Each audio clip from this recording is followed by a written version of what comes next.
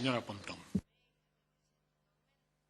Moitas grazas, señor presidente. Eu, en, non sei, 3 ou 4 minutos que teño agora, sí que non teño espazo para poder rebatir todas as incongruencias e eu creo que iba a decir insensatez, pero mellor lle parece mal e non quero utilizar esa palabra. En todo caso, si considero que está vostede absolutamente alonxado da realidade e facendo aquí un discurso para intentar xustificar unha política que sabe que non ten ningunha de razón. Si creo, e lle vou a decir que me parece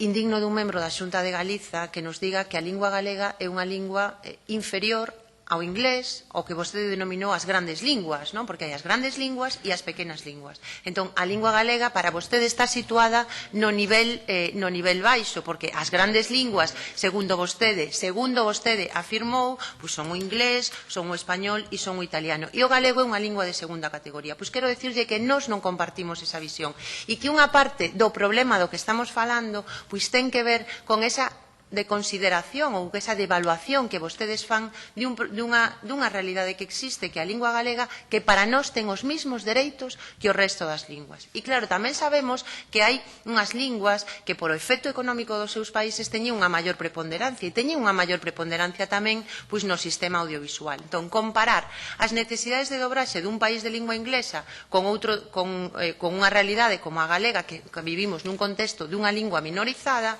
pois é facer comparacións imposibles, porque as nosas necesidades son diferentes neste ámbito. Entón, claro que temos que facer un esforzo maior nese sentido e non se pode comparar. Os cataláns, por exemplo, fan un esforzo importante por ter produtos en lingua catalana. O goberno galego decidiu non facelo. E detrás desa decisión non hai un problema de cumprimento da estabilidade orzamentaria. Hai un problema ideolóxico, un problema político de que tipo de política se quere facer na CRTVG. Por lo tanto, eu nese sentido decirlle que ten vostede un problema, porque acaba de decir con moita clareza cal é o compoñente ideolóxico de fondo que está claramente incidindo en que non se faga unha aposta neste terreo ou noutros. Mire,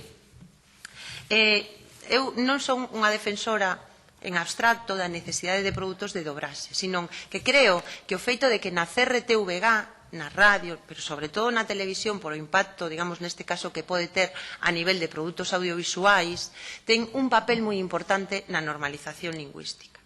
Entón, cando vostede está privando, porque o que se está facendo, que na CRTVG poidamos ter produtos que si se ven noutras linguas, está vostede poñendo nunha situación de maior descompensación xa a desigualdade que de facto ten o galego. Entón, vostede ten aí unha obriga e a lei de normalización lingüística vostede ten que cumplila e ten un mandato moi claro neste sentido. Eu espero que vostede nos conteste, vou a dar o número de rexistro por se acaso no seu gabinete teñen algún problema, a pregunta 40.039 na que pedimos datos moi concretos. A canto ascenden as adxudicacións, código de produción allea, porque iso é algo moi importante, e o importe, e que estas cifras se correspondan coas adxudicacións que se fan entre maio de 2014 e maio de 2015, porque é a única maneira realmente de saber canto se adxudica cada ano. E vostede, esas cifras que me deu, pois non sei se é o que se executou porque se pagou do concurso anterior. Entón, nós do que estamos falando é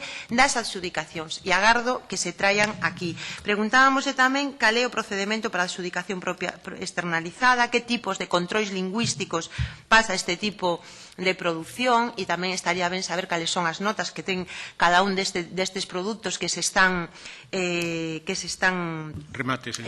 adxudicando e cal é o procedimento de adxudicación da publicidade. Bueno, ten aí as preguntas por escrito. Decirlle que afirmar que non hai capacidade para mercar produción internacional creo que é non ser realista, decir algo que é unha falsidade, do mismo xeito que ora non teño tempo para explicarlo con cifras e con datos concretos, que o feito de que algunhas cousas non funcionen non ten que ver porque a xente non lle guste ver cinema na televisión galego ou de outras partes do mundo. Non, ten que ver con que vostedes non o programan e con que somos a única a única televisión, eu creo que do noso entorno, onde non hai unha programación en prime time de cinema ou de series de calidade.